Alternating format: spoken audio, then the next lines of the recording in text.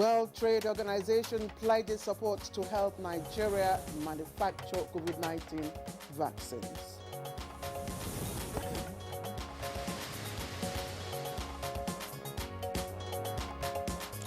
Senate receives presidential request seeking amendment of administrative provisions of the Petroleum Industry Act.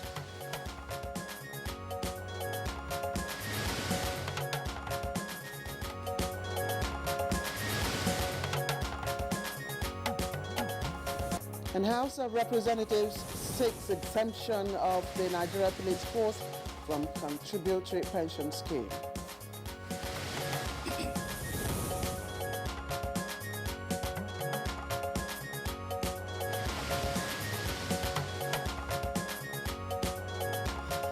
And on Good Morning Nigeria today, our focus is on the speculative attacks on the Naira.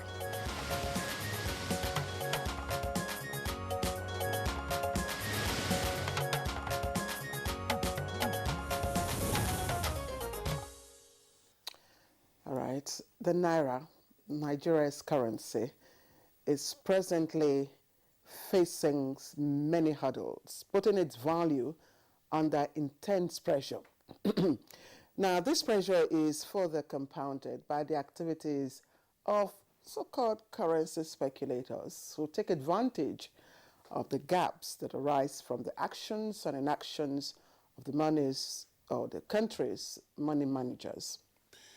Now, concerned persons are expressing worry over the impact of speculation on the value of the Naira. And the Central Bank of Nigeria is certainly not taking the actions of the speculators lightly, such that recently the bank vowed to track and bring to justice the founder of an outlet involved, it says, in speculative activities on the Naira. Now, the Apex Bank's reaction to Aboki FX and other persons involved in speculative activities, which the bank says contravenes its act, is in defense of the powers that make the Central Bank of Nigeria the sole entity to determine the rate of the country's currency. Now, some of the questions people are asking is whether currency speculation is illegal or legal.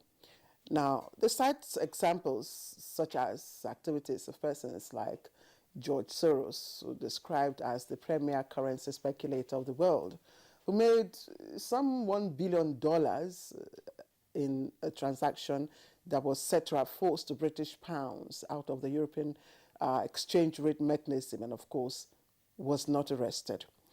Now, others, such as the CBN, are however insisting that currency speculation isn't healthy and amounts to what is called economic sabotage.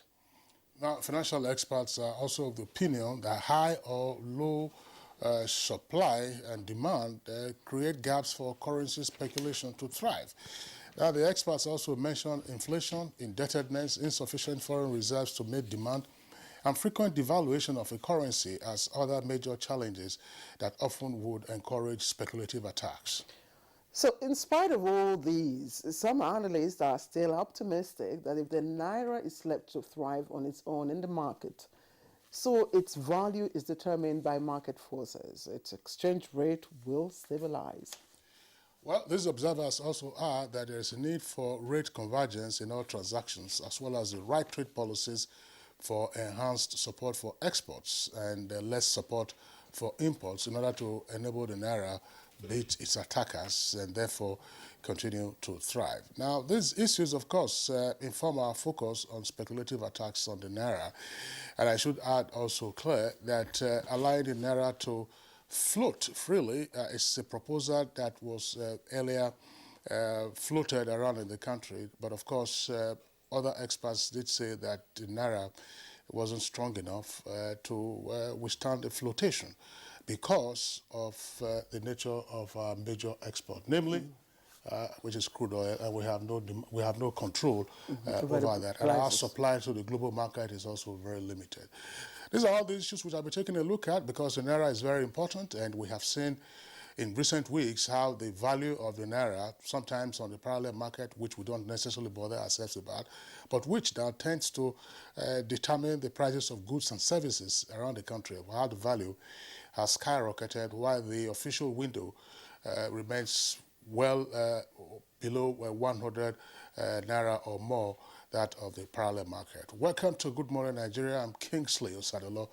It's a wet morning here in Nigeria's capital territory, where we are broadcasting from live on the network service of the NTA. And if you're like me, who knows little or nothing about the economic or financial dynamics of speculation, I think this is your best bet. Today's program is for you. I am Claire Dilabu Abdulrazak, and as always, I join my delectable Kingsley to welcome you to the program. As usual, we shall bring you our complimentary segments in the course of the program. But for now, Tessie Mary is waiting for the early morning news. Tessie, good to have you with us.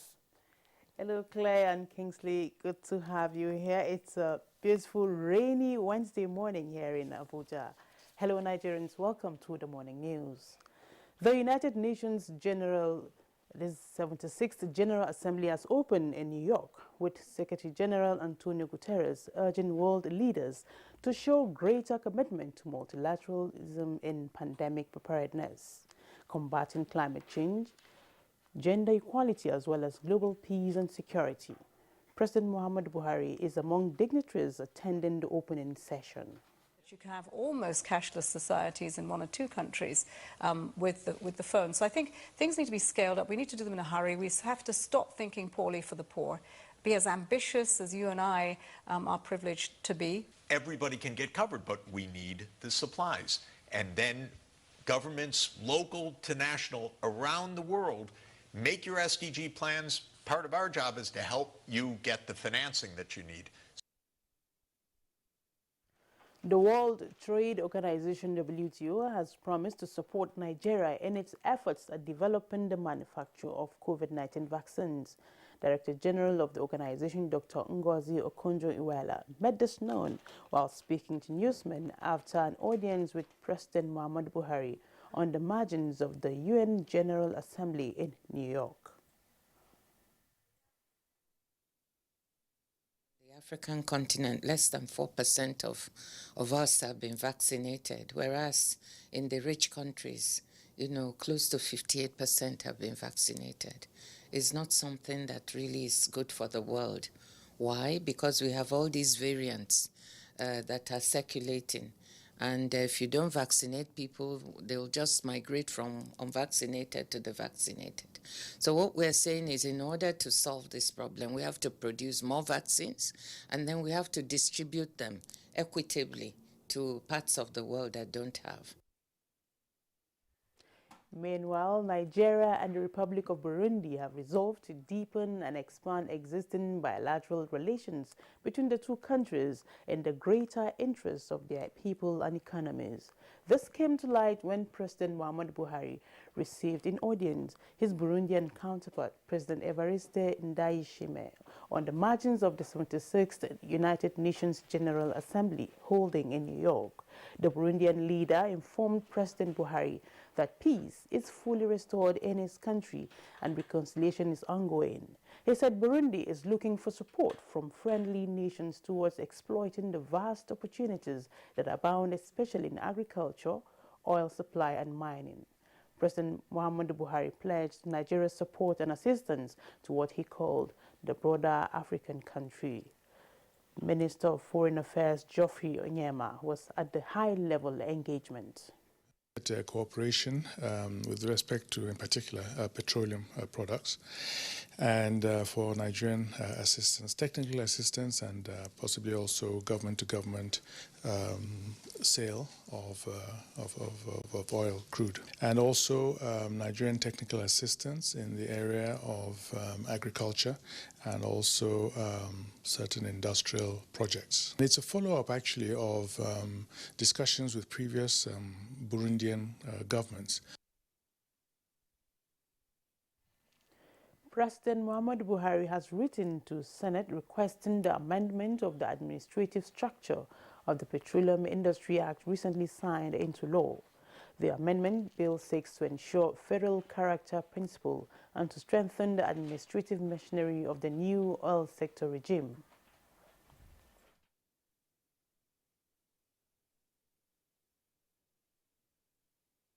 Of two non-executive members for the board of the two regulatory institutions. I'm of the view that this membership limitation has not addressed the principle of balanced geopolitical representation of the country. It will now increase the number of non-executive members from 2 to 6, that is, one person from each of the 6 geopolitical zones of the country. Removal of the Ministers of Petroleum and Finance from the board of the two institutions. The proposed amendment will increase the membership of the board from 9 to 13 members, that is representing 44% expansion of the board size. And the House of Representatives is working on legislation that will exempt the Nigerian police force from the contributory pension scheme. The bill received overwhelming support from House members as it passed second reading. Assistant Superintendent of Police, for example, gets 1.5 million, whereas his counterparts in the military, the intelligence services that are not in the scheme, get much more than that, 12.8. But the worst thing is that even at retirement, the police still don't get this meager sum under the contributory scheme. As a CSP, Colonel equivalent, I collect 23,000 Naira, Mr. Speaker. 23,000 Naira after serving 15 years. Those privileges that is enjoyed by the military should be enjoyed by the police. Let's talk health. International Coordinating Group ICG has approved about 4 million doses of the oral cholera vaccines for Nigeria.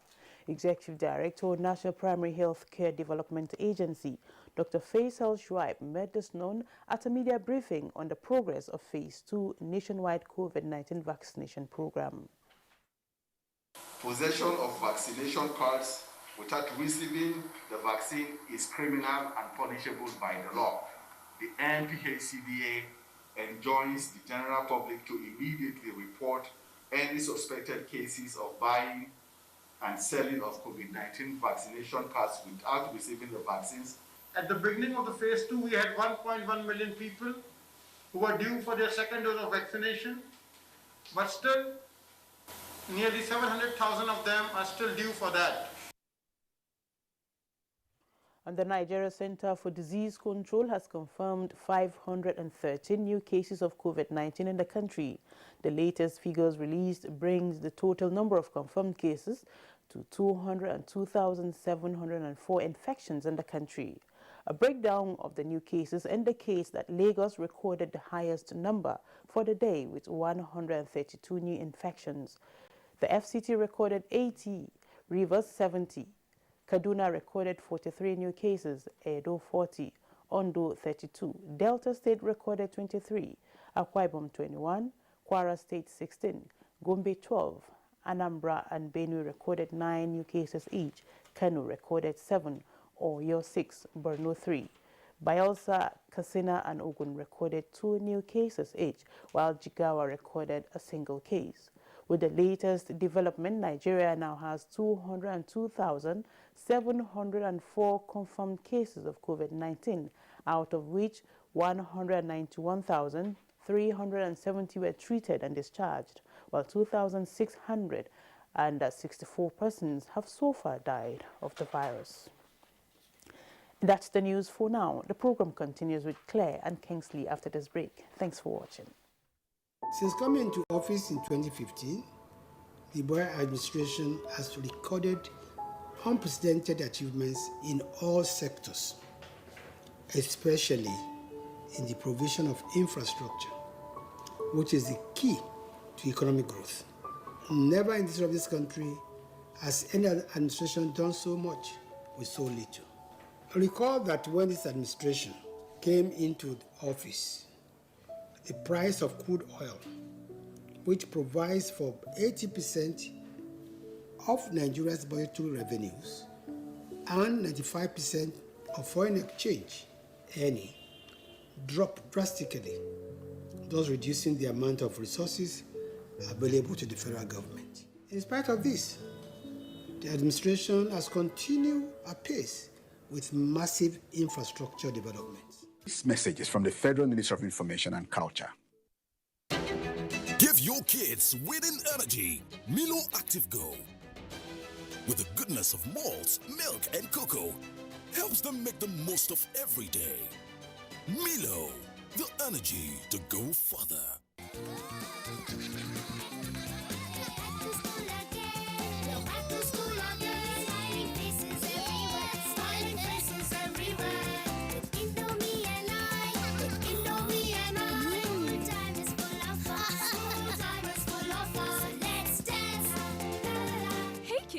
Indomie welcomes you back to school. Have a session filled with lots of fun and excitement. Stay safe, stay healthy. Indomie noodles, tasty nutrition, good for you. Kinde suffers from indigestion. His twin Taiyi suffers from heartburn. Sometimes it's the other way around, or both. That's why they use Gaviscon Double Action. It soothes within 3 minutes and lasts for up to 4 hours. For double relief from heartburn and indigestion, Gaviscon Double Action.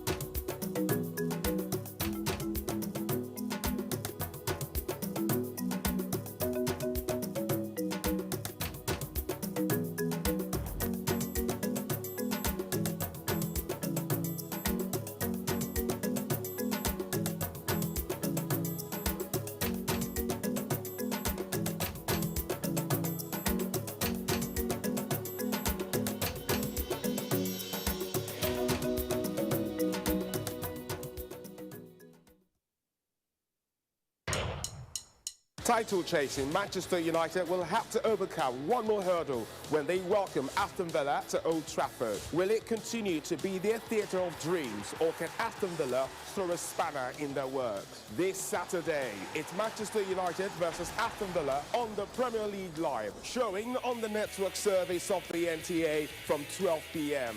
The Premier League Live is brought to you by Baba Ijebu and powered by Integral. You're watching Good Morning Nigeria on the network service of the Nigerian Television Authority. Coming up next for us is business news, and here is Kunle Adeyeye, our correspondent.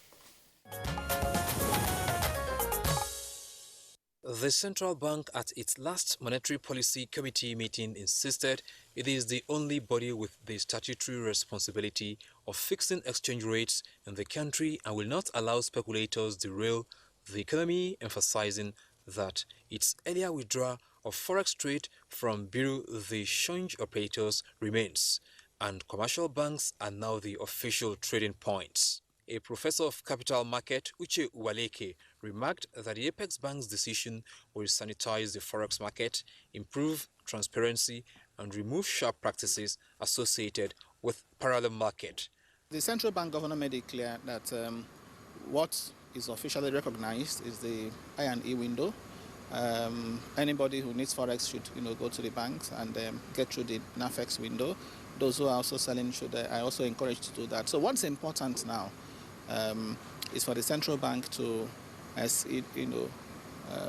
scale up monitoring, scale up surveillance, of the deposit money banks, to ensure that the forex that is in their custody are used purely for the purposes they are meant. He said commercial banks will adequately attend to those who genuinely need forex. With business news, I'm Kunle Adeyeye. Was Kunle Adeyeye on our business news this morning. And coming up next, it's newspaper review.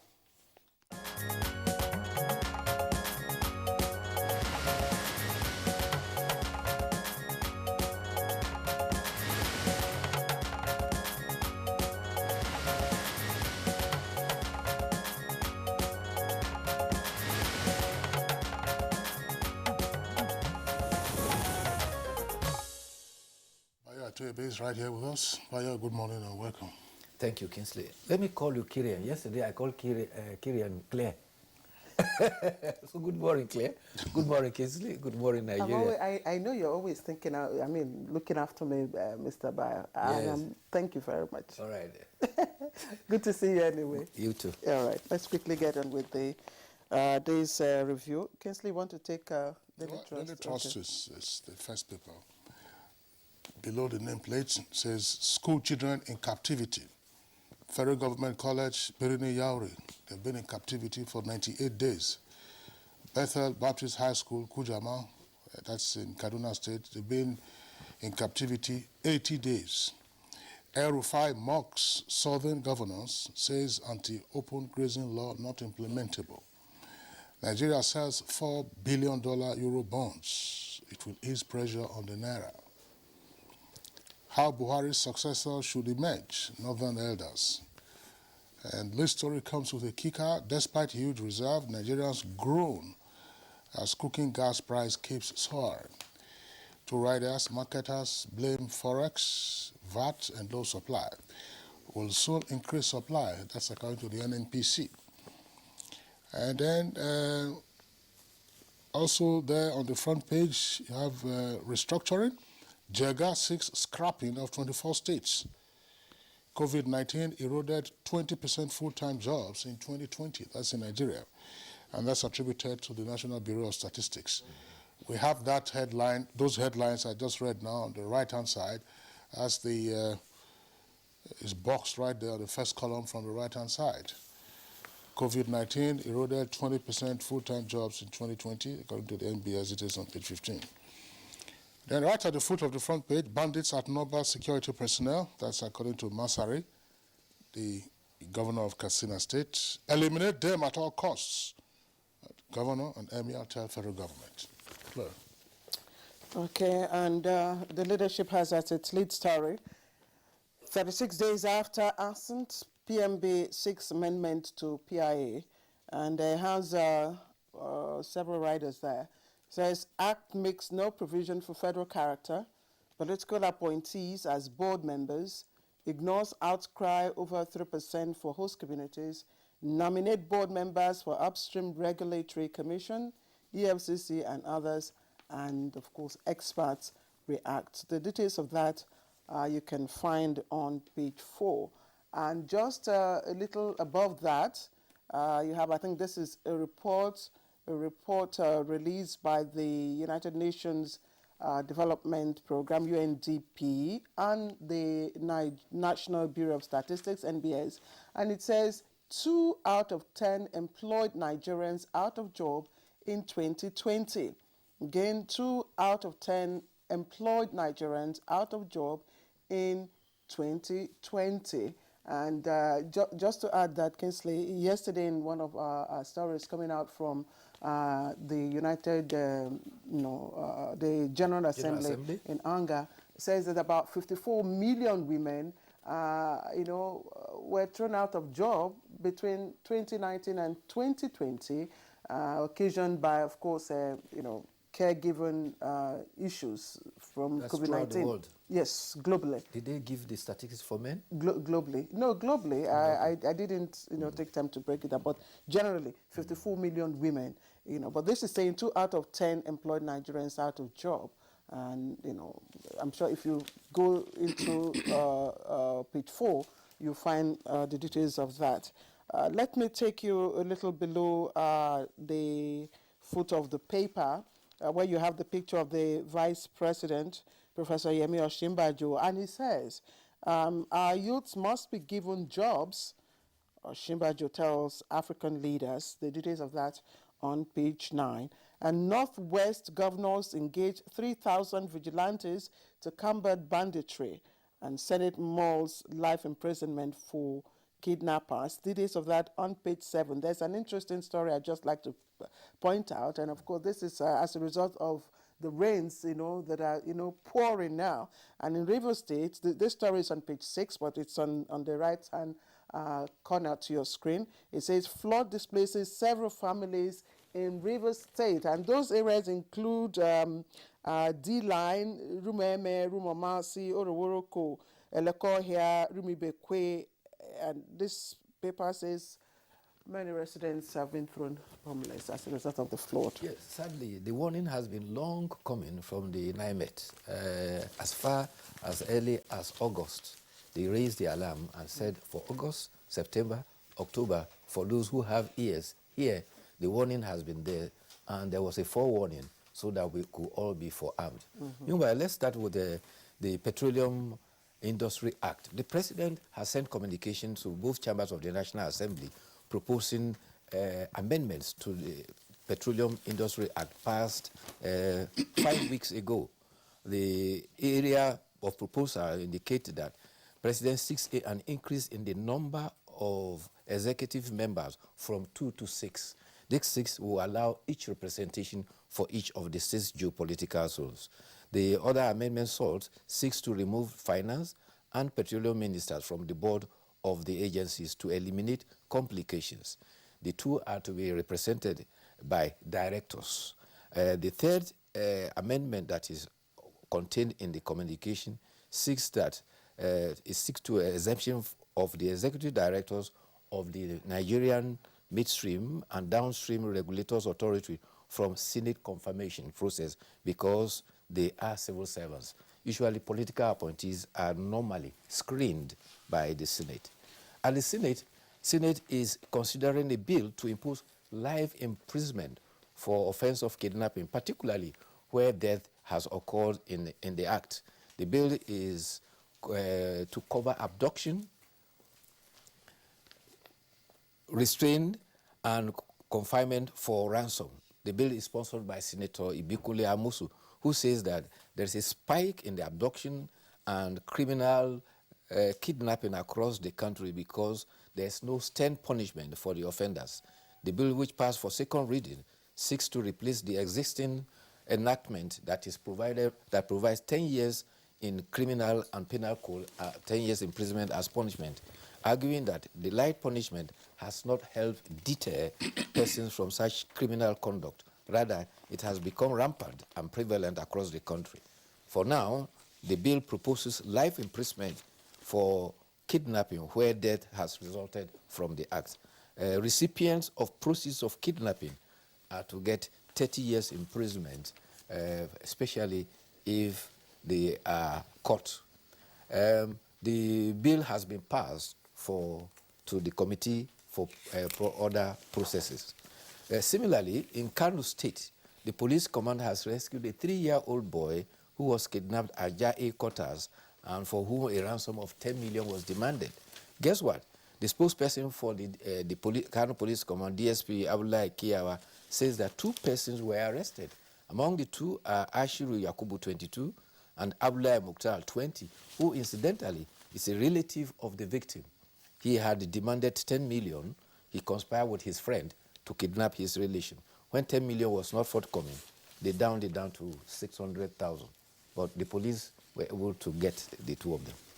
Governor Nasiru El-Rufai of Kaduna State has said his compatriot governors of the southern states have enacted anti-open grazing law that are not implementable. The governor says that politicizing the herders farmers crisis by making populist legislation is not the solution. He said what is unhelpful is passing a legislation that they know they cannot implement. He was speaking at an APC secretariat in Kaduna, and the governor said already the northern governors have taken a position that open grazing is not sustainable, and therefore there is a deliberate move towards ranching. Moving towards ranching cannot be done overnight, he says. He cited the example of Kaduna State, where he says that he has in Kaduna State grain. It will cost him about 10 billion to elevate grazing reserve to ranches, and he doesn't have the money. He's getting the support of 7.5 billion from the central bank. He says, and it will take about 2 years to build that.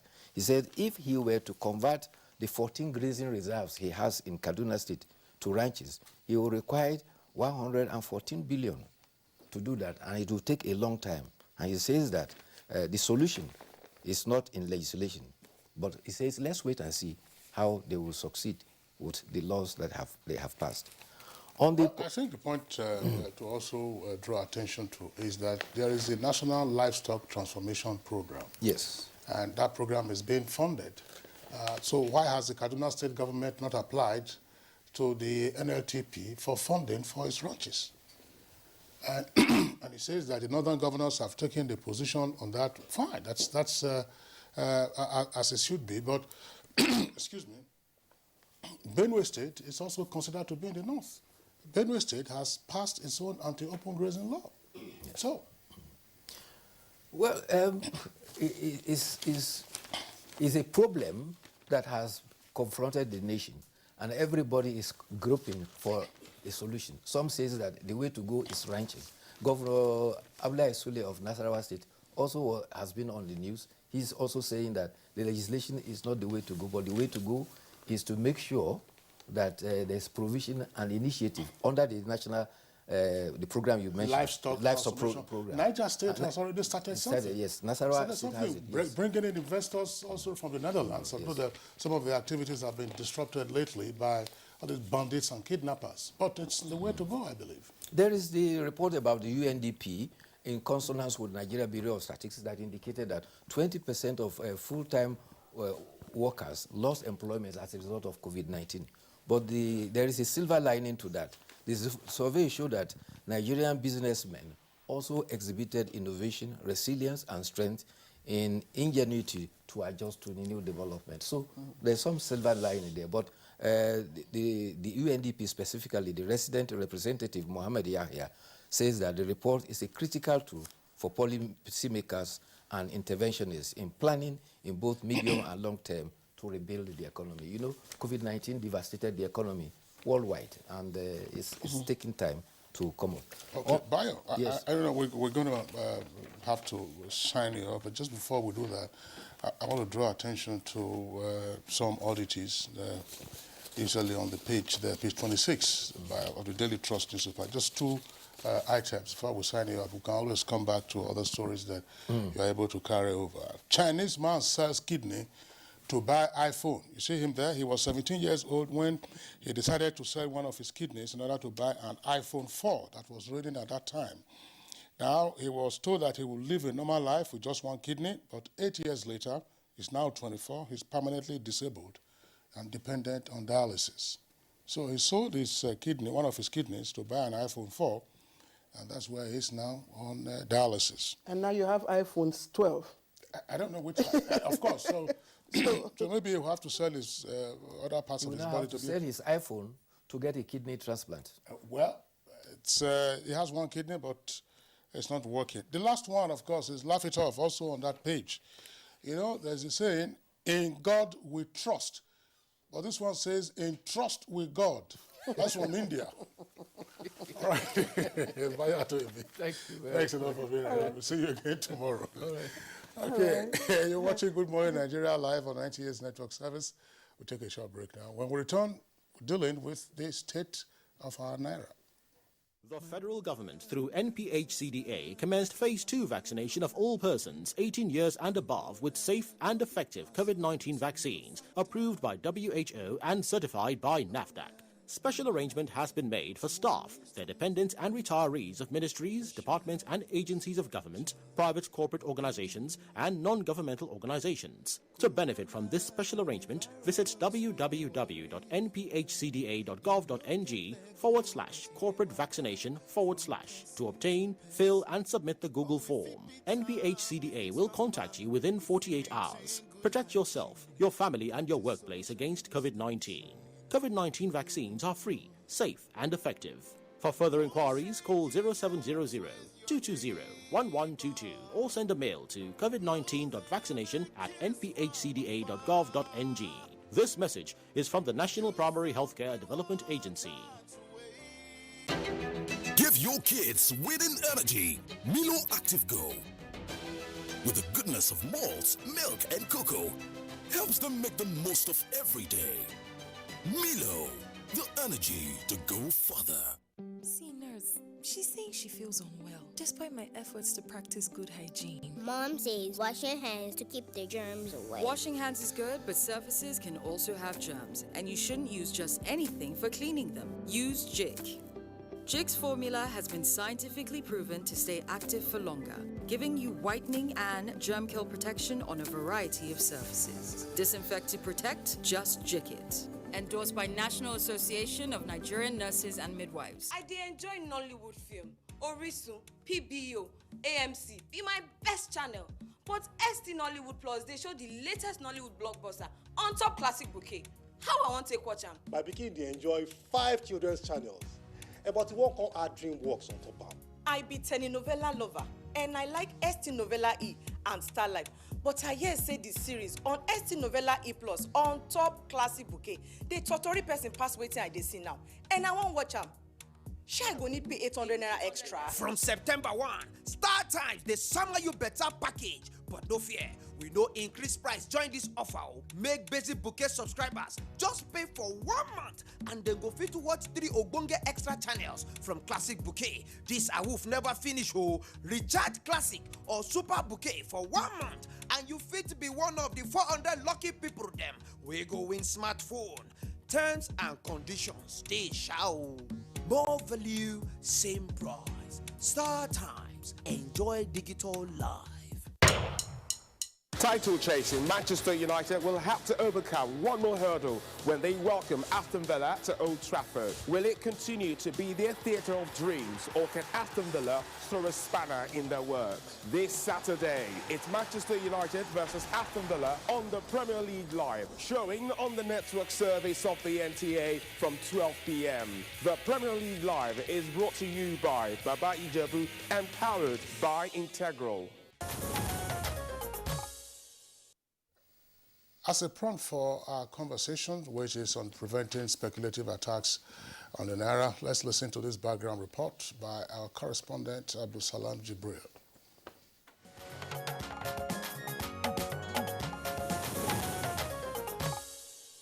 Recently, the activities of some currency operators have caused panic in the forex market, which some financial experts say may send the Naira on a free fall and possibly adversely affect the Central Bank of Nigeria's effort of many years to give stability to the Naira. Some experts insist that while there are numerous factors affecting the value of the Naira, such as insufficient foreign reserves, high inflation, and frequent devaluation of a currency, among others, currency speculation over the years has been a major factor. They maintain that some currency traders attack currencies for profit, especially where the currency uses a fixed official exchange rate determined by the central bank instead of the market. In a bid to stop the Naira from depreciating, the CBN says it is considering taking punitive actions against some of these speculators.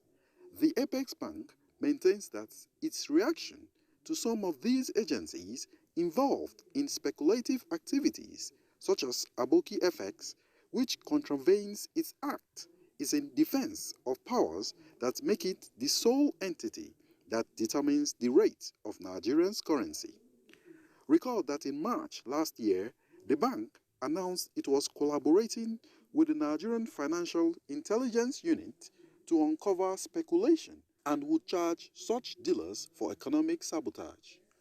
As the CBN seeks to stop the Naira from depreciating and clamp down on speculators, some have asked, is currency speculation illegal? Experts have recommended that one of the best ways to strengthen the Naira is to make the right trade policies to support and create such incentives for massive exports of finished value-added goods from Nigeria. How effective will this be? Guests on the program will be speaking to issues on how the country can prevent speculative attack on the Naira shortly.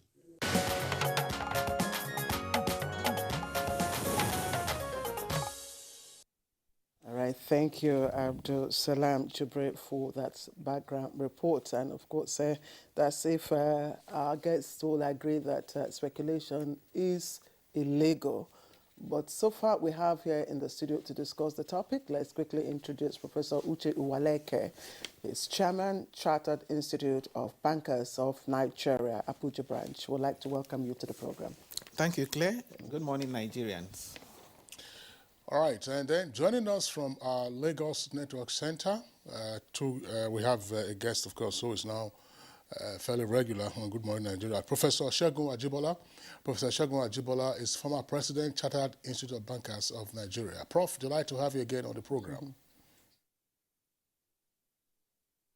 Good morning, moderator. And then to the right side of your screen, another regular on Good Morning Nigeria with us this time via Zoom, Dr. Muda Yusuf, former Director General of the Lagos Chamber of Commerce and Industry, LCCI. Dr. Yusuf, delight to have you again on Good Morning Nigeria. It's a pleasure to be here. All right. Let's start this conversation with Professor Segun Ajibola before we drill into the nitty-gritty of speculative attacks and all that. Let's just, talk around the state of our national currency, the Naira. Some persons have tried to make a joke of it by placing a 500 Naira note against a $1 bank note and say this is the exchange rate. And in recent times, we have seen on the parallel market that rate rise as high as 570 something, and then I think it climbed back down to 560 something. In the meantime, the official IE window is about 400 and something. So, how do we explain the current state of our national currency, and what does this mean for us? The national currency is a reflection of the state of any economy. So it encapsulates the strengths and the weaknesses of that economy. Over the years, we've seen slide in the value of our national currency. In the 70s and 80s, almost $2 to 1 Naira. Today we are talking of over 500 Naira. But let me add quickly that there is a disconnect in our own case as Nigeria. You will notice, Mr. Moderator, that our Naira is still very strong locally. Without 500 Naira, an average Nigerian, and I mean an average Nigerian, can still feed himself or herself today. But when we look at 500 Naira in terms of in dollar or in pound sterling equivalent, you can't do anything with £1 on the street of London. You cannot buy anything meaningful with $1 on the street of New York. Therefore, there's a disconnect between what the real value of our Naira commands in Nigeria vis-a-vis outside. In Economist Palace, we talk about purchasing power parity. What is the real value of a currency compared with the value of that currency outside that jurisdiction? So we discovered that our local currency as Naira is still in a position to command some value within the country. But outside the country, we have a problem.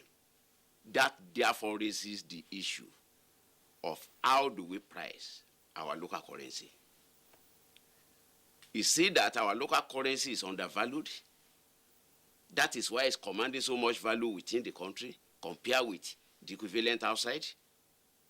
This is a major issue that is still hanging. It's like a riddle. But as of today, the problem, Mr. Moderator, is that the currency, that is our local currency, vis-a-vis the dollar equivalent, is subject of speculation here and there. And you have speculation in any kind of market when there is dichotomy between demand and supply. Whenever there is that gap, whether you like it or not, if officially you don't have that dichotomy, you have black marketeering rearing its ugly head. And that is part of the problem we have within our own jurisdiction today. When the official market is incapable of meeting the growing demand of Nigerians, and that demand has been growing because our appetite to consume anything imported is more or less insatiable. So when you have that kind of situation on hand, then you run into problem of black marketeering, which we are now talking about speculative biddings. Mr. Moderator, you will also notice that over the years, anytime we run into problem of foreign exchange rate, we should cast our mind back to history. Speculation is as old as mankind. So we've always had arbitragers, those whose job is to speculate. Naira will fall. Let me quickly say, that is the exchange rate of Naira to dollar. Oh, the exchange rate is likely to rise. Let me buy today, keep, so that I'll be able to sell for profit. It's not only in the foreign exchange market that this is happening. It's happening on the floor of stock exchange. But the problem is that foreign exchange, when we talk either dollar or pound sterling or any other vehicle currency for that matter, any other tradable currency, wears a completely different toga from any kind of commodity. Maybe when we talk about speculating in stocks and shares and so on, it wears a special toga because of the role it plays in linking together trading partners all over the world. So that is why attention is always focused on a vehicle currency like dollar, like pound sterling. So you will always have speculators because the demand is even immeasurable. As of today, it's difficult to even track down what is the total demand for dollar in Nigeria. Because there are so many. You can travel, the law allows you to travel, carry $10,000 and so on and so forth. So there are so many that source their dollar from so many outlets and they are able to take it out. So there is no authority that can meet 100% that kind of appetite for demand for a foreign currency like dollar. But the authority has the power, has the firepower to simmer down the impact of speculators.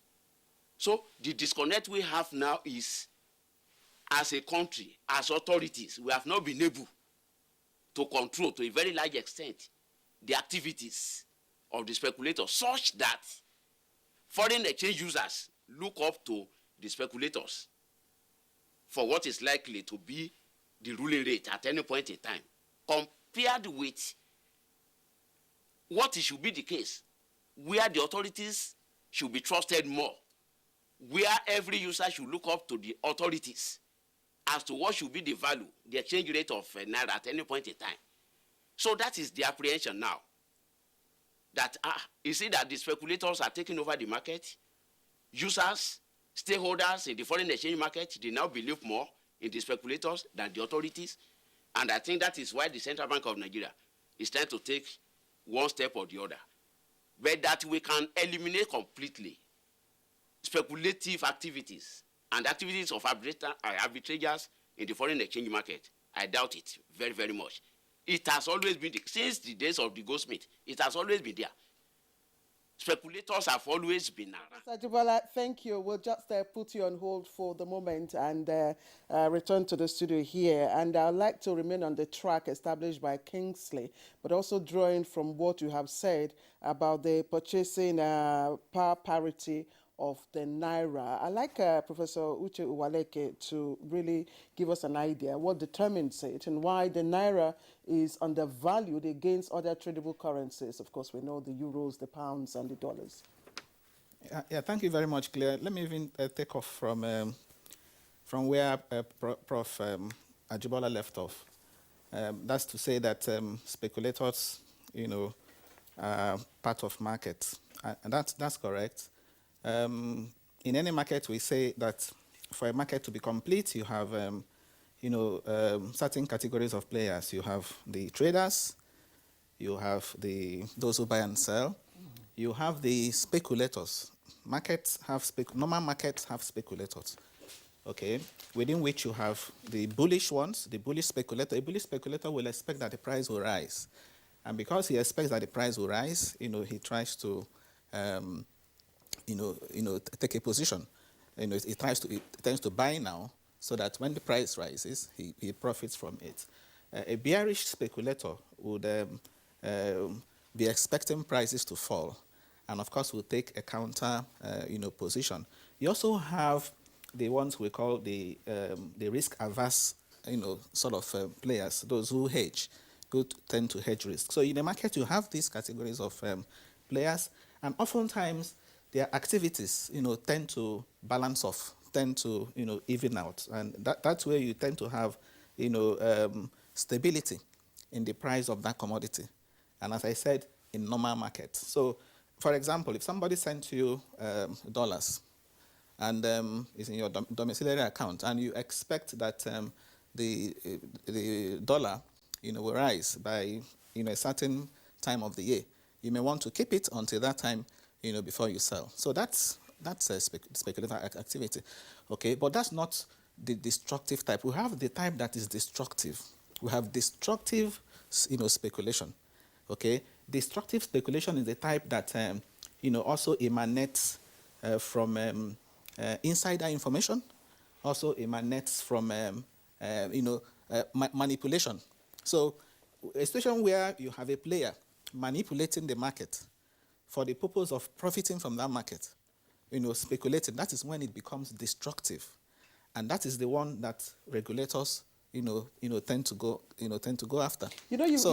Sorry to interject, because I want to understand what the speculation and all that, because it is not the normal English grammar. It's far. I mean, this is very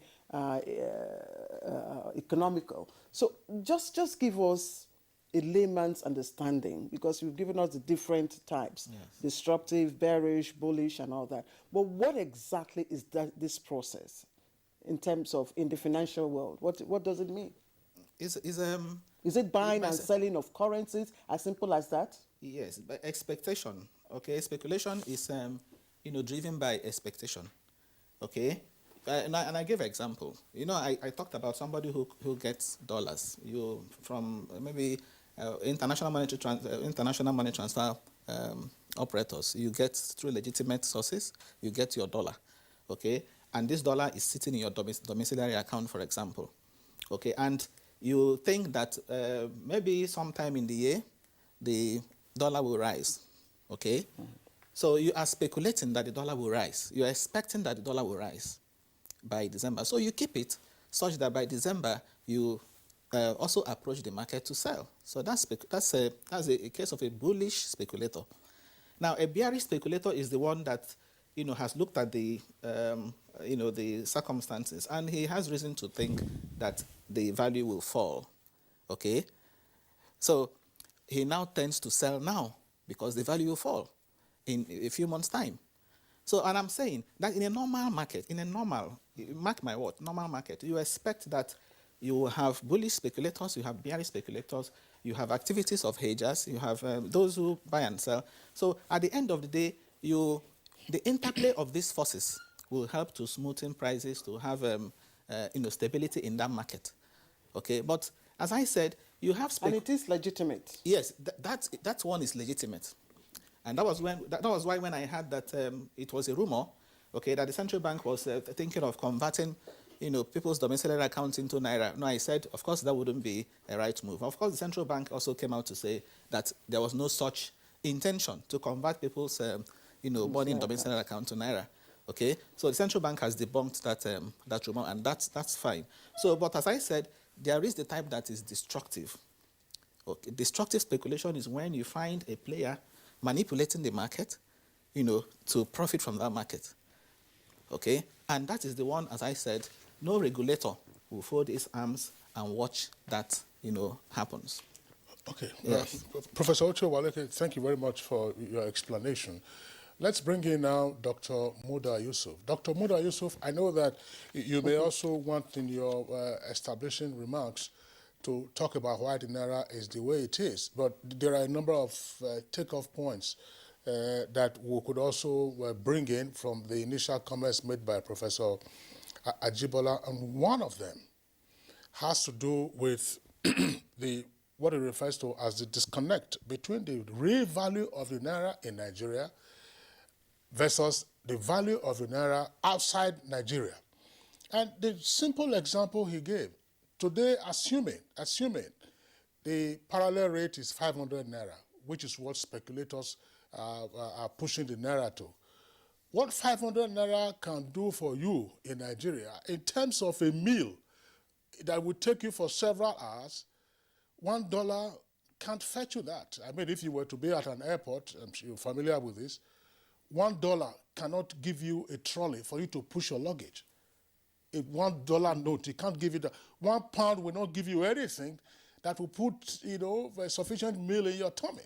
I don't know whether you can even buy a bottle of water for £1 around the airports or some high streets. So this is part of the curiosity and the disconnect that we're all faced with. What are your comments on this? Plus, of course, the general state of what is happening to the Naira.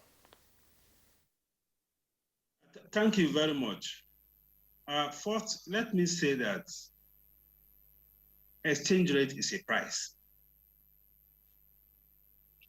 And a price of any commodity or any service is determined largely by factors on the demand side and factors on the supply side. So when we are talking about the value of the Naira, especially vis-a-vis other currencies, let's leave the issue of purchasing power parity. You look at what are the variables driving demand for that currency and what are the variables driving supply for that currency. So it is a balance between the two that will determine what the price will be. Secondly, when we create an environment of uncertainty, it fuels speculation. When an environment is a bit more stable, the degree of speculation reduces. And some of the problems we are grappling with, quite a number of them are actually symptoms of some fundamental problems. And one of the fundamental problems that we have is the pricing of the currency itself. Is the subsidy regime that the pricing policy has created. That has attracted a whole lot of people on the demand side who normally have no business in the foreign exchange market. But because we have priced it in a way that we have created a very juicy, very attractive premium between the official window and the other windows. That is why we have this crisis. We now find ourselves in a situation where you have to ration because the pricing, the exchange rate is not a market-driven exchange rate. Let me give you an example. Assuming you have that kind of influence, hypothetically now, to have access to the official window and you're able to get $1 million out of the official window, and you're able to move it to the parallel market window. Of course, it is illegal, but these things happen. Moving $1 million from the official window to the parallel market window will fetch you over 150 million Naira today. That is the kind of opportunity that has been created. So we now have a situation where people who actually genuinely need the foreign exchange, either for raw materials, for equipment and all of that, they're not able to get it because people who have the influence to have access to this thing have practically crowded out those who genuinely need the foreign exchange. Because this premium is too attractive. And no matter what you do, it is very difficult to manage. The normal best practice in terms of premium should just be about 5% between the official window and whatever market you are talking about. 5% premium. Today, we are talking of a premium of close to 40%. It's a major fundamental cause of the distortions that we are having.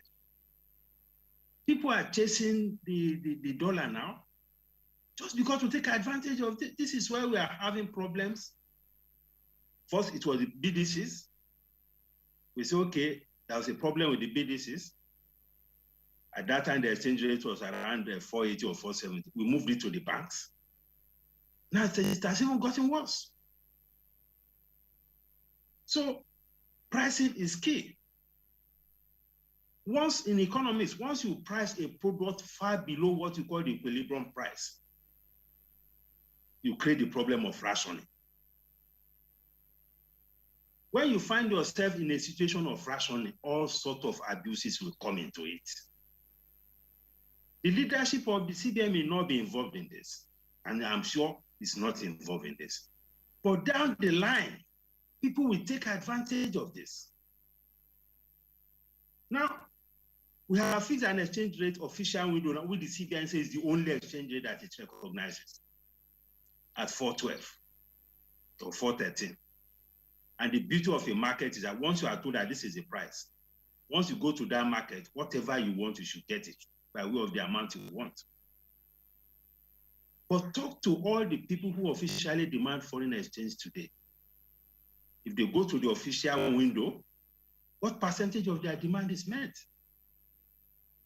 At the best, maybe around 20%. Talk to manufacturers, talk to people who the CBN has described as legitimate users of foreign exchange. They're not getting the demand. So because of the fact that these demands are not met, there's a major spillover into the parallel market. And that has been putting a lot of pressure on the parallel market. Secondly, when you fix this kind of rate, first, it fuels the demand, it increases demand. Because apart from those who legitimately need the currency, people want to take advantage of the premium by taking it from the official window to other windows. A lot of them are already in the market. That's a lot of pressure of demand. Secondly, on the supply side, it discourages supply. Because if you are an investor coming from, say, US, you want to bring in $1 million into this economy, and you are being told that the policy is that whatever foreign currency you bring is going to be exchanged for you at 413 or 412, which is the official rate. And yet, these investors know that outside of that rate, this currency is selling for about 420 or 450 or 520 or 550 or 570. The investor will not bring the dollar. I can tell you that even exporters are complaining as I'm speaking to you. They tell me that why should I get my export proceeds? And the CBN will say that you should sell the export proceeds to the bank at 412. They say that it's an injustice. These are sources of supply. So when your policy is also discouraging people from bringing the currency from all these other sources, you create a supply problem which further worsens the exchange rate crisis. Apart from the mainstream supply, which is oil and gas, foreign exchange comes from foreign direct investors. It comes from foreign portfolio investors. It comes from export proceeds. It comes from diaspora. It comes from the embassies. It comes from oil companies. It comes from even NTA, NIMASA, and the rest of them. If the policy environment is not right, this supply will not come. Because the policy itself is blocking the supply. So these are fundamental issues. What we are fighting are symptoms of a problem. Unless you resolve the issue of the causes of the problem and you continue to fight the symptoms, we are not going to make any progress. That is the fundamental problem. All right, Dr. Muda Yusuf, thank you. Again, we'd like to keep you on hold and bring in our guests from the Kaduna studio who's just joined us. Let's quickly welcome Professor Mohammed Sani Bello, who is a professor of accounting and finance, Kaduna State University. Professor Bello, thank you very much for finding time to join our conversation. Let me quickly again put you on the track that we have already established. Speak to us about the purchasing power parity of the Naira and why you think why it's so devalued when you place it against international trading currencies. Thank you very much and good morning, everyone. The purchasing power parity of the Naira in relation to foreign currency is something that we have been grappling with over a period of time. Basically, it has to do with the policy trust that the Central Bank of Nigeria, which is the regulatory authority with regards to foreign exchange, does or does not do. For instance, what is bringing this issue to the table right now has to do with the policy relating to non-issuance of the foreign currencies to the BDCs, that is the Bureau de Change, which is a conduit through which this scarce foreign currency gets to the end users. With this new policy, we have seen a kind of shift in the price, not necessarily the demand, but the price. The price is just there and it's moving. And from what operators are talking about, if care is not taken before the end of this month, we will be probably seeing a dollar that will be exchanging to 600 Naira. And that will definitely affect the economy negatively, and something has to be done to correct it. Now, coming to the policy of stopping the BDCs from participating in the distribution of the foreign exchange, I want to believe that the CBN must have done it in good faith. However, it is not yielding the desired result. What we are witnessing today is that many of the banks that are now the distribution channel are also playing some tricks such that they keep the currency and they don't get it to the end users. The end users are not getting the currency, and that is why for those who have a real demand, either to pay for some services that they have already in contract on, or to pay for health or school-related matters, they have to buy this foreign exchange at whatever rate. The banks are operating like some kind of a glorified BDCs themselves. And now that they have the capacity and, to keep, their holding capacity is much more than the BDCs. The BDCs usually, whenever they get whatever they collect from the central bank, they try to upload it and sell to end users so that they can go back and do the next cycle of bidding. But banks have the capacity to collect the foreign exchange, keep it, and do it over and over, and for some many reasons allocate it to whoever they wish when they intend to sell.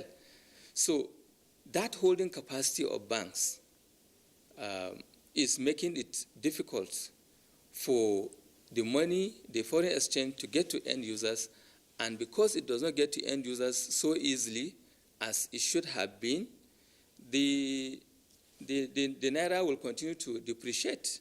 The purchasing parity of the Naira will continue.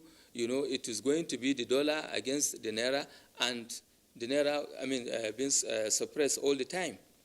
So I think we have to look or to have a kind of review of this new policy whereby the BDCs, though registered as a participant in the foreign exchange market, are now excluded, maybe temporarily, but I think we have to revisit that issue because of the way things are happening right now. All right, Professor Mohammed Sani Bello, thank you. Professor Uche Waleke would like to react to some of the issues that you have raised, but also let us know, because you earlier talked about manipulation, how speculators manipulate the market. We would like to know how. Thank you very much. Since you've been mentioning purchasing power parity, maybe I should also throw more light on it. Theoretically, we say that if you can get a bottle of Coke in Nigeria for 200 Naira, for example, or let us say 100 Naira, a bottle of Coke, a standard bottle of Coke for 100 Naira, and the same standard bottle of Coke, you can get it in the US for $1, okay? Other factors being the same, other factors meaning you discount, shipment, transport costs and all that. The exchange rate between the Naira and the dollar should be 100 Naira to $1, okay, under the absolute value purchasing power parity, okay. But there is a relative,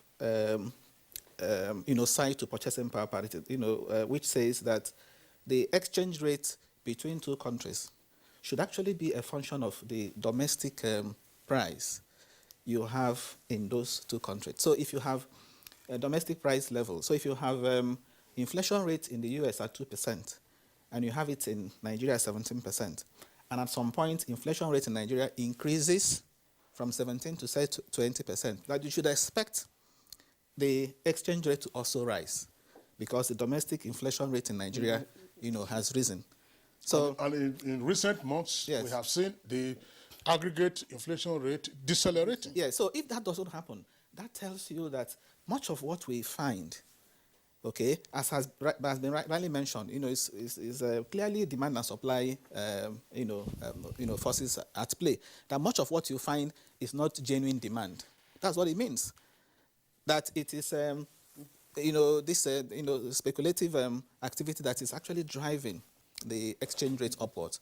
But it's also important to note that the depreciation we have seen in recent times, especially since the central bank stopped the sale of forex to BDC, has been in the parallel market.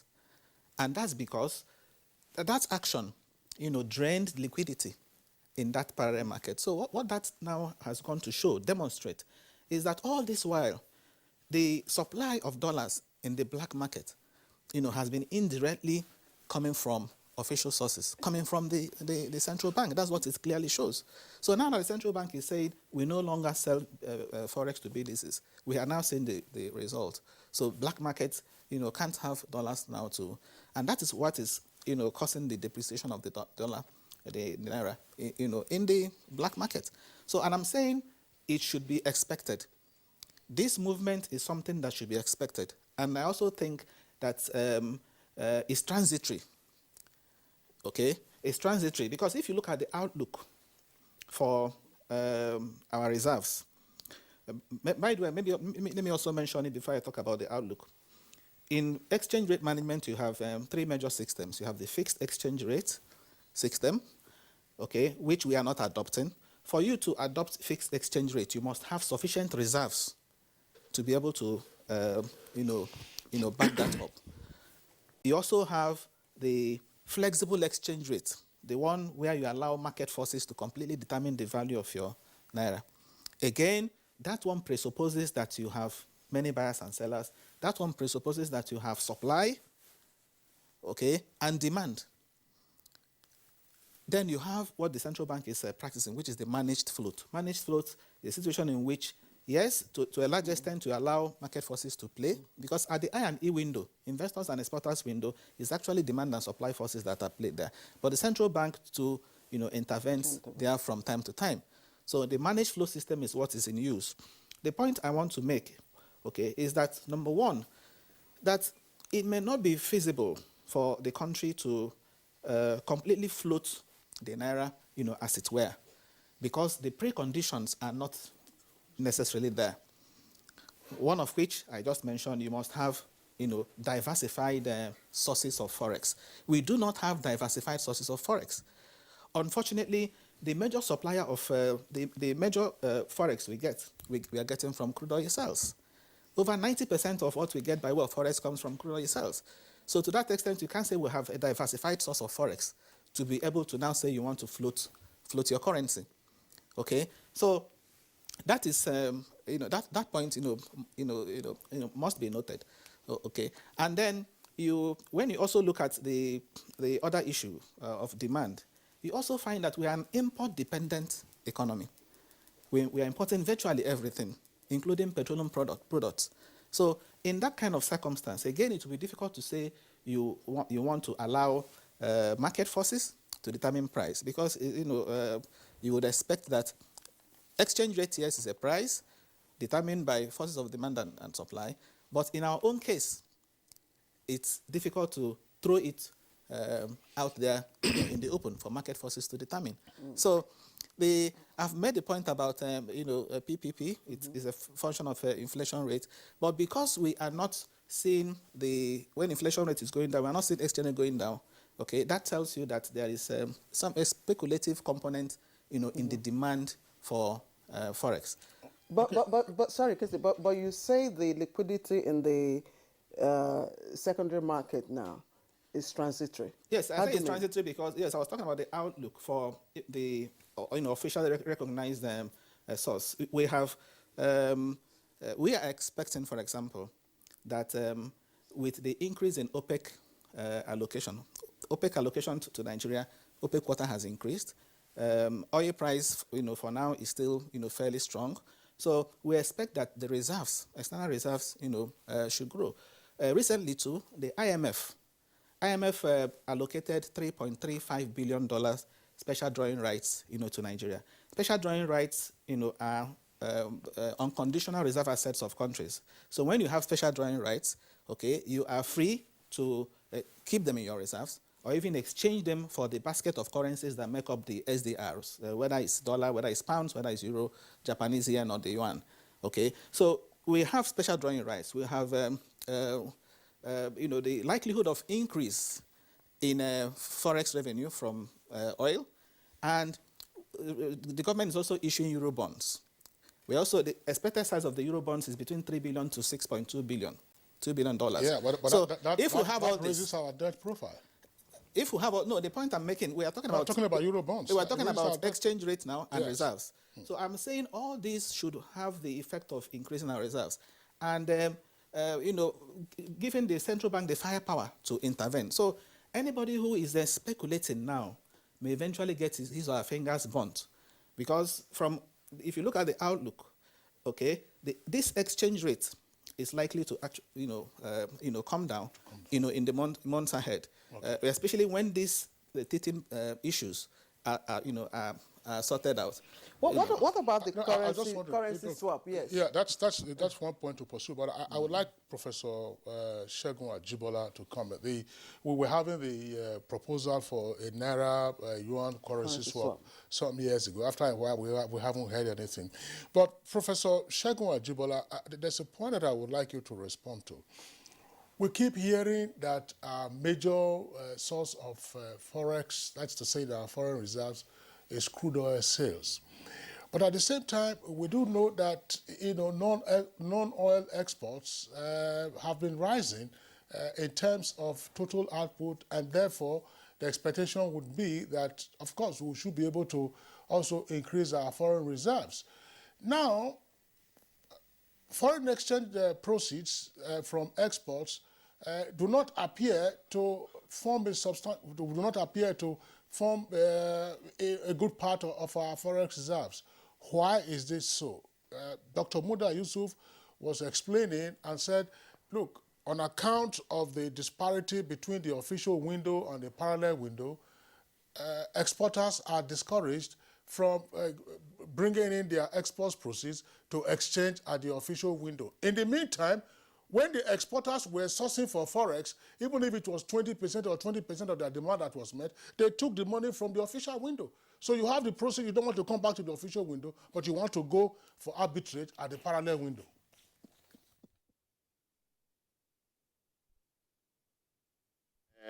Thank you. But permit me to quickly react to two issues. One is still on Bureau de Change. I think we got the concept wrong from day one.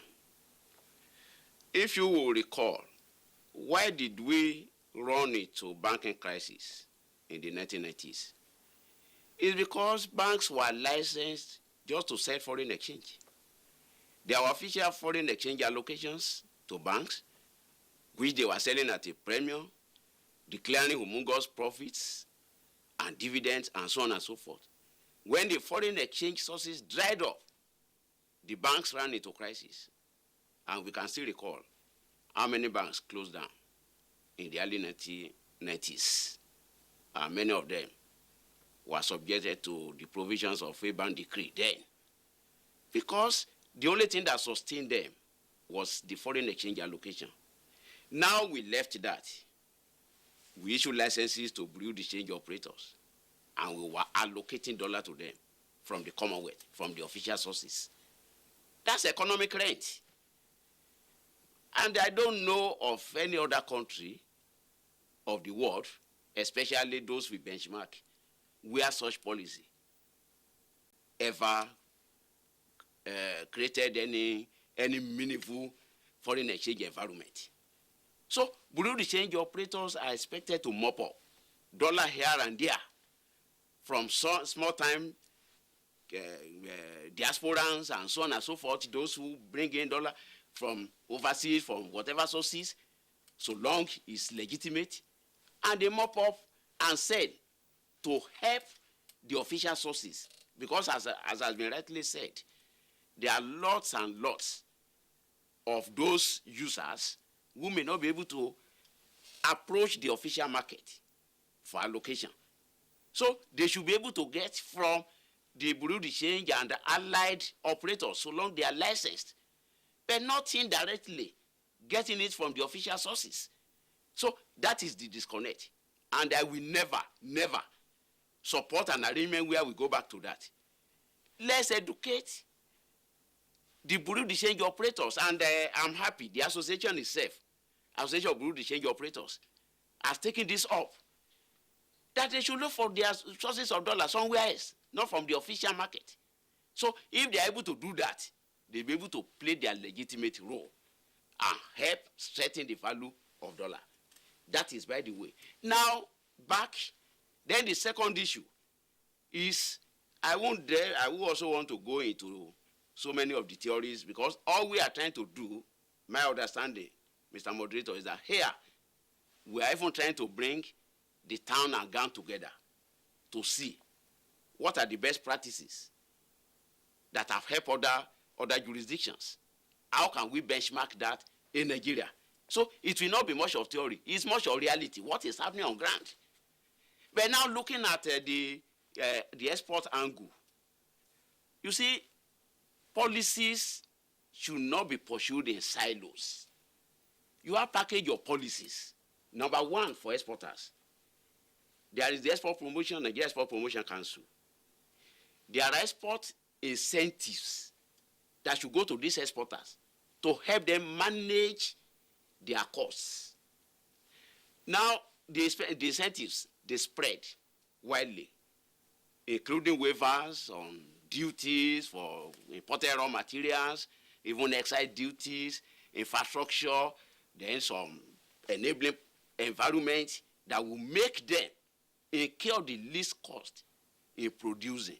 Then when they export, they are now both legally and morally bound to surrender the export proceeds to the official market. The first question is, do they enjoy those incentives in reality?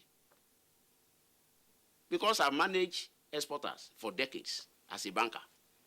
And one of the major complaints is that we don't even have access to these incentives.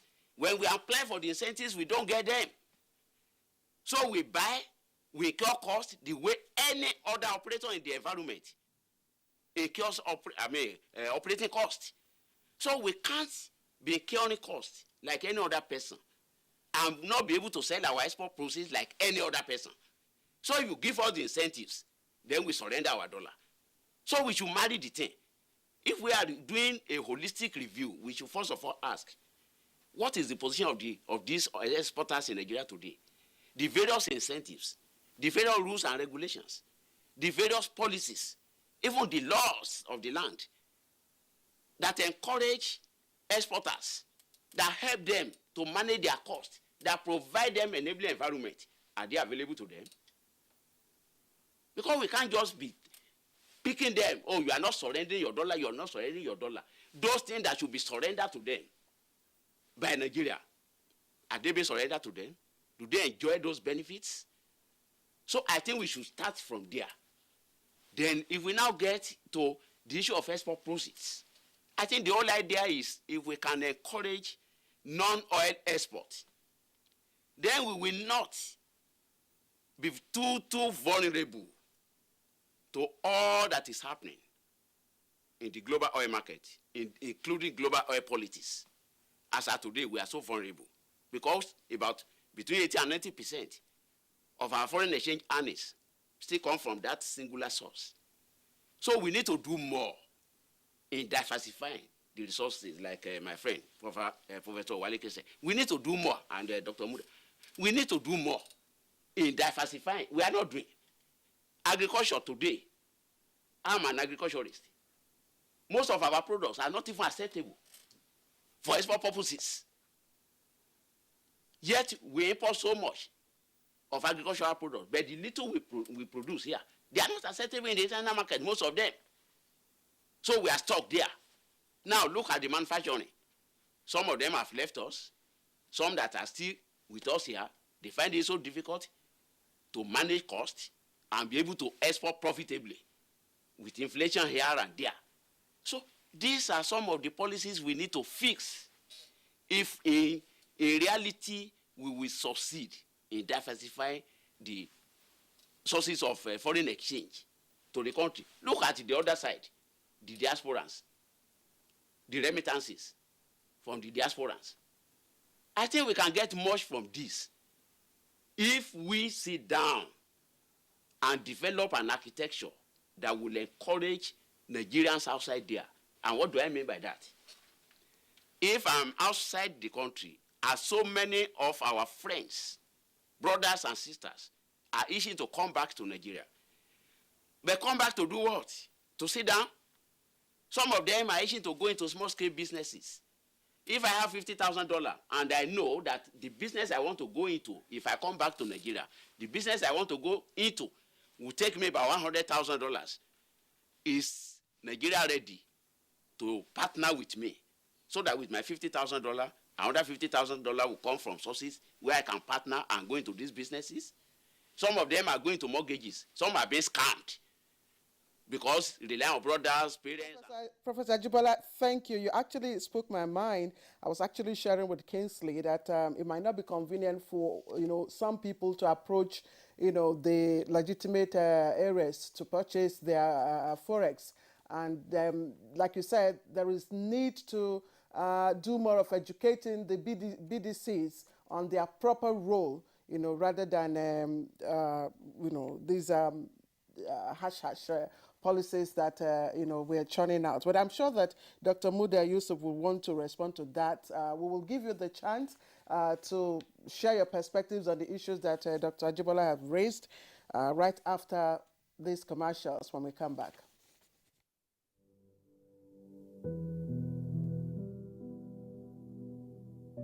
Well, the housing solution we have developed is a multifaceted one. First, we have tried to lead a program to build what we think will be an acceptable and hopefully affordable housing type based on surveys we did in 2015-2016 and construction that started in 2017. And that's going on in 34 states as the National Housing Program. This message is from the Federal Ministry of Information and Culture. Give your kids winning energy. Milo Active Go. With the goodness of malts, milk, and cocoa, helps them make the most of every day. Milo, the energy to go further. Dear compatriots, our country can be as great as we want. Let us all commit ourselves to its greatness. We must be willing to set aside our differences, unite and stay as one. In our expansive landmass, human and material resources, and plurality lies our strength. Let our challenges lead us to rediscover our common ground, and together, let's find solutions. This will take some time, so it requires patience, tolerance, and forgiveness from every one of us. Let all hands come on deck to protect and transform our country. Let us unite and see each other not as adversaries, but as brothers and sisters. Together, we can build a better Nigeria for ourselves and for the next generations. This message is brought to you by the National Orientation Agency, NOA, with support from Nigerian Television Authority, NTA. Kehinde suffers from indigestion. His twin Taiyi suffers from heartburn. Sometimes it's the other way around, or both. That's why they use Gaviscon Double Action. It soothes within 3 minutes and lasts for up to 4 hours. For double relief from heartburn and indigestion, Gaviscon Double Action.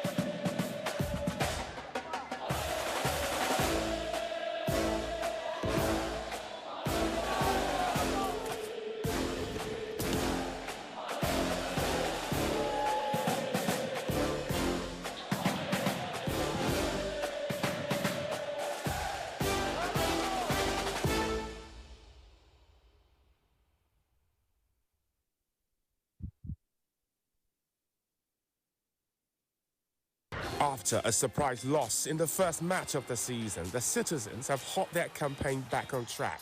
Will they continue in their winning form or can they be stopped? Find out this Saturday as Manchester City welcome Southampton to the Etihad Stadium on the Premier League Live, showing on the network service of the NTA from 2:30 p.m. The Premier League Live is brought to you by Baba Ijebu and powered by Integral.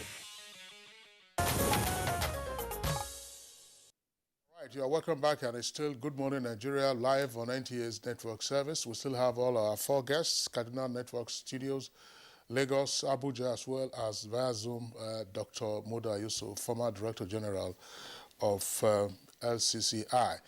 Dr. Muda Yusuf, we're coming back to you. I know that you may wish to respond to some of the pertinent points that the other guests have raised, but permit me to barrel some of the issues so you can respond to them. I believe they are all interrelated.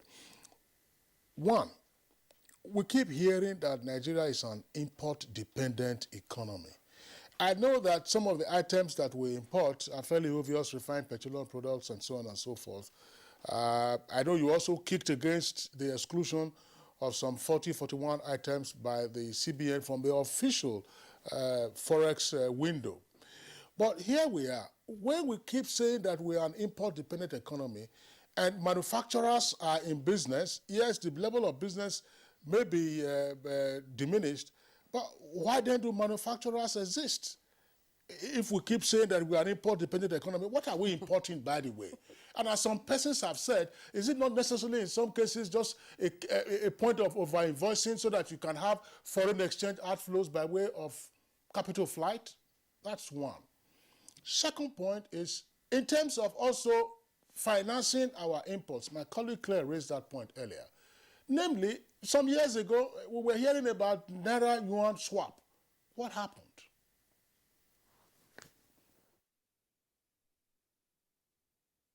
Thank you very much. Let me say that what we are dealing with are both structural and policy challenges. The point around import dependency and all of that borders a lot more on the structural aspect of this problem.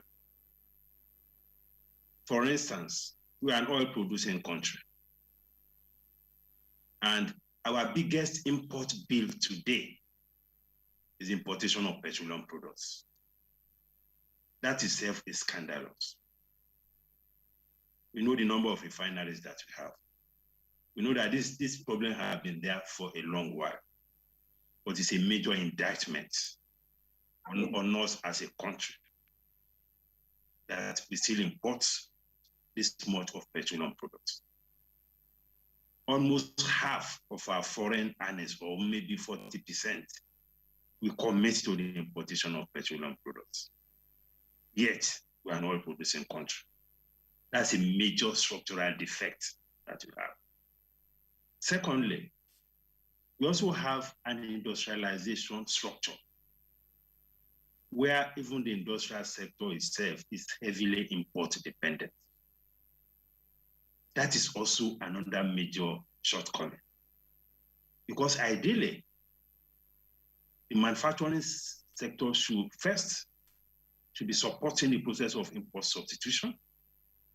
Secondly, should be also supporting the process of export. So that on one hand, we are being saved the need to import a lot of these things. On the other hand, we are being supported to earn a lot more foreign exchange. But that is not exactly the case. And we are not blaming anybody, we are not blaming the manufacturers. Because some of the basic industries that you need to support manufacturing are also not here. Things like steel industry, things like the petrochemical industry. We are doing fairly well in the area of food and beverage sector because quite a number of them, the import content, the local content is quite high, sometimes as high as 70%. But for many others, local content can be as low as 10%, 20%. So the structure of industry is also an issue.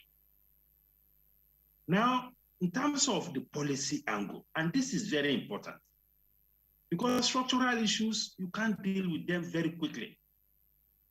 Because you are talking about building the competitiveness of the economy to be able to export, to be able to substitute for imports, to be able to stop fuel importation. These are medium-term things. The policy problem is the policy of subsidy management, which has been created in the foreign exchange market. And we have gone through this in the past. We knew what we had when we had the essential commodities regime. When the government will import essential commodities and selling it far, far below what the market price is. We knew the kind of crisis that we had at that time. When we were accused of hoarding and all of that, people have been flogged, people had to kill to get some of this. It's a subsidy management problem. We know what we are going through now with the fuel subsidy. Now we are being told that we are consuming almost close to 100 million liters or 90 million liters per day. We know the effect of this first on our foreign reserves, secondly, on our finances, on our fiscal position. Again, there's a subsidy management problem there. Then we had a similar thing with fertilizer some years ago. Because there was so much heavy subsidy in fertilizer. Trailer loads of fertilizers were disappearing between Lagos Port and the other states. The government had to be deploying the military to be accompanying the trucks. And even with that, those trucks were still disappearing because the incentive to divert was too high. It's the same thing we are facing in the foreign exchange market. I already gave you an example of what you make if you're able to cross $1 million to the parallel market. What business can be more lucrative than that? So my position is that we should allow a market framework to take place. We are talking about import dependence. If you want to correct import dependence, must you be selling subsidized foreign exchange? It's even a contradiction. If you don't want people to import, then why are you selling Forex at 412? That is in itself is encouraging imports. So when we are talking about unification of rates, is to eliminate some of these malpractices. And it's also to encourage a lot more foreign exchange to come in. This problem is a demand and supply problem. The policy is encouraging demand and suppressing supply. That is the cause of the matter. And I don't know why we should be selling FX at 412 when we know we can sell it at 450 or sell it at 460. We can even use it to mop up liquidity. Then there's a monetary angle to this challenge as well. The rate at which the government is also borrowing from the CBN is creating a liquidity problem, which is contributing to inflation, which is contributing to this problem of exchange rates. As at the last count from the reports we had, the government is indebted to CBN to the tune of almost 10 trillion. CBN financing of deficit is highly inflationary. So there's a monetary angle to this. So if we need to deal with all of these things, we need to be addressing these structural problems, which we cannot address immediately, but I know the government is doing something to do that, to deal with that. But more importantly, the low-hanging fruit is to address the policy problem. We should not have this kind of premium. There is no way we can manage it and not have problems of malpractices, of corruption, of diversion, and it's distracting the CBN. There are more things to do. So these are the things I think should happen. On the swap, the swap was just about 2.5 billion US dollars equivalent over 3 years. But it's not material. Our trade with China annually is close to $20 billion or more.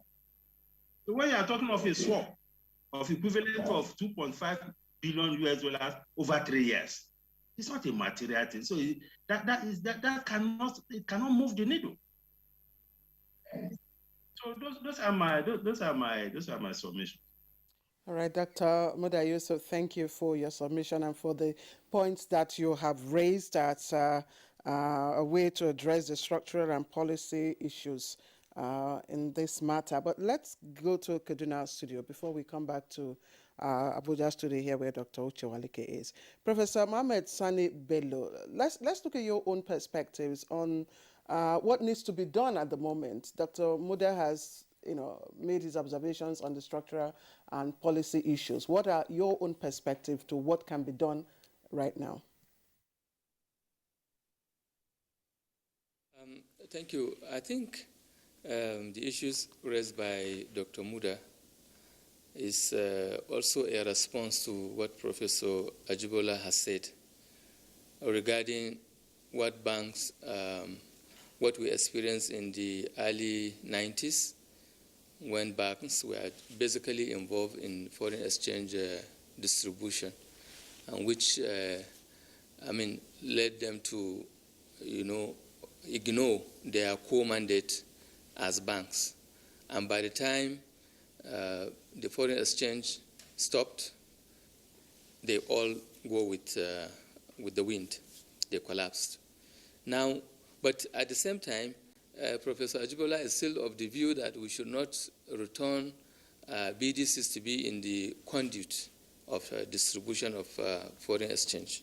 I think I differ on that because part of the solution that Dr. Muda is talking about with respect to policy, what we are witnessing right now has to do with the policy of removing the BDCs from the distribution channel. And that is what is making us to really talk about this speculative foreign exchange situation. I think, in my own view, a quick win solution is to return the BDCs to be part of the distribution channel, because somehow the BDCs are well entrenched in the framework of distribution, and they are licensed, just like the banks. They are licensed, and there are regulations, on how they operate. Yes, maybe they are supposed to mop up excess foreign exchange from other sources, but since that is not readily available, as we are seeing it today, let it be that if we have to reduce the quantity or the amount of dollars that will be channeled through the BDCs, let it be. But total elimination from the distribution channel, I think, is a problem. So let us bring back the BDCs. If there are anything we need to do to ensure that the BDCs operate as they should, let that happen. It's a policy matter. With regards to the structural issue, I quite agree with Dr. Muda that we need to, it will take time for that to germinate. And it is really a matter of concern that someone who is supposed to be an exporter will enjoy the benefit of foreign exchange in the process of importing part of the raw material, and then when the proceed of the export is there, it is not available at official rate. I think that is also a misnomer. So there is need, to address that structural issue, but as we know, it is going to take time. But for the moment, let the BDCs return to be part of the distribution channel. I think we would at least stem the rise in the depreciation of the Naira. Okay, Professor Mohammed Sani Bello, let's clarify a few points. From what we know, the Central Bank of Nigeria has not banned Bureau de Change operators from the Forex distribution channel. It just says that if you are a Bureau de Change, you would not get Forex from us, from official sources. And the other guests on the program today have said, look, let the Bureau de Change operators put on their thinking cap and then source for Forex. And then, of course, they can trade with that. Nobody is saying that Bureau de Change operators have their licenses revoked. Their licenses are still intact. That's one point. Second point is, and this was raised by one of our guests some days ago, where else do you have over 5,000 licensed Bureau de Change operators? What? And then we are complaining about we don't have enough foreign reserves, and yet you have 5,000 Bureau de Change operators. Chasing how much? Chasing what? So there must be some incentive for people to keep applying for licenses. We were told at some point you had some 500 or so applications just waiting for approval in order for them to be able to access official Forex and then get on with the usual arbitrage, which again is putting pressure on the Naira. So by way of clarification, BDCs still have their licenses intact. Nobody has shunted them from the Forex distribution window, but the argument is let them go and source their Forex.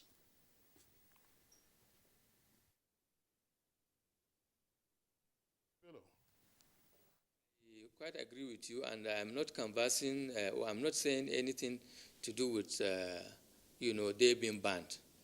But right now, the banks that are supposed to sell the foreign exchange to the end users, how efficient are they doing it?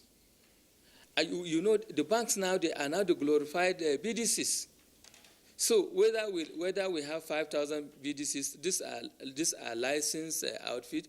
If there is issue with their number, let there be a policy review that will bring down the number of BDCs that will participate in the foreign exchange window. Since we know that there is no other sources better than or other than even the central bank sources, the central bank, by not giving the BDCs any supply at the moment, is what is creating the current speculation that we are trying to solve.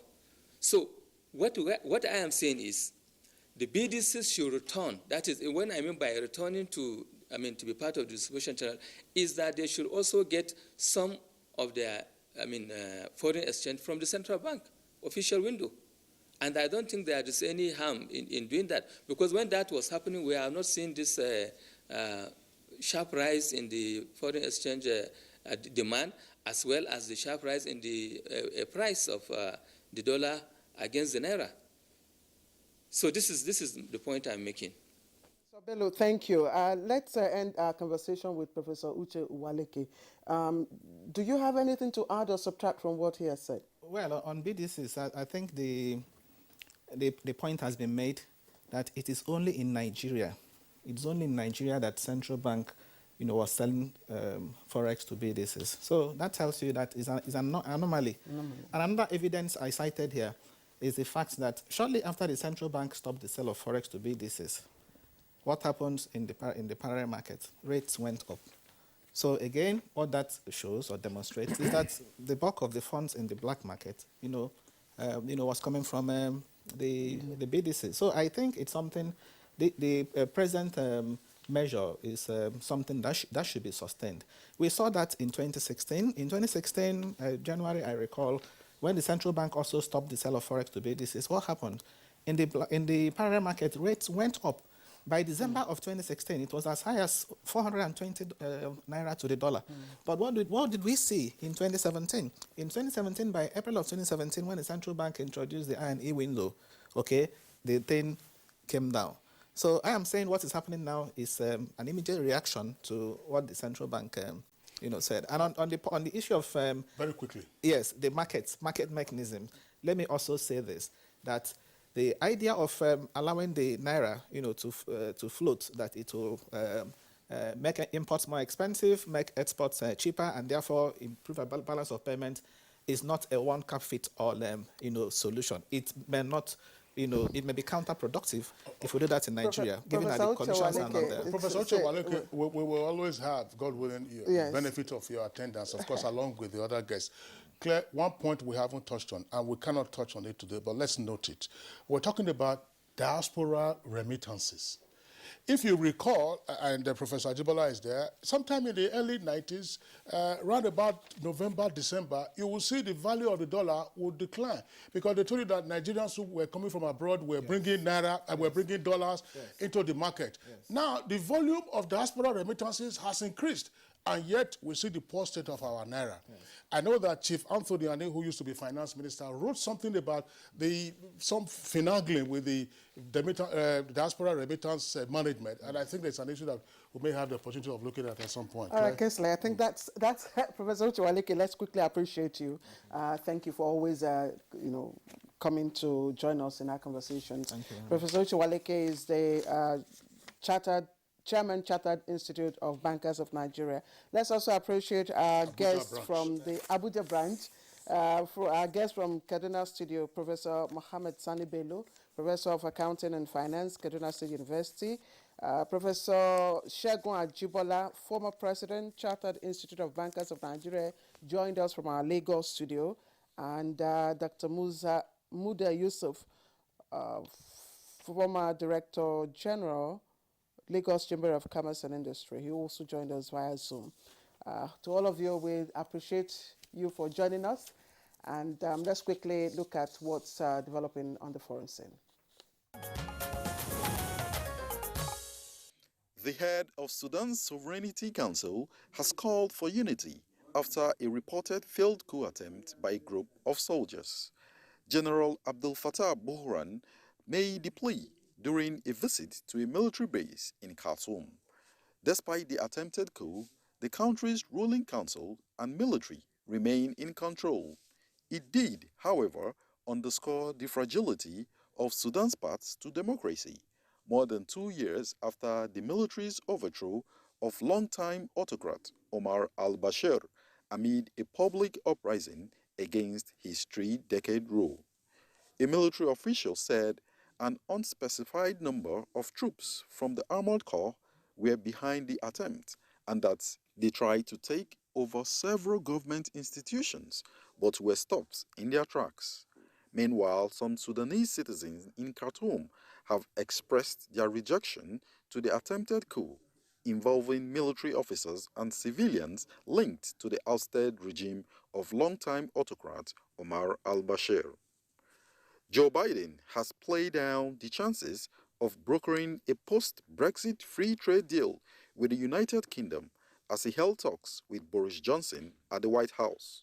Downing Street had said his priority was still getting a deal with the United States.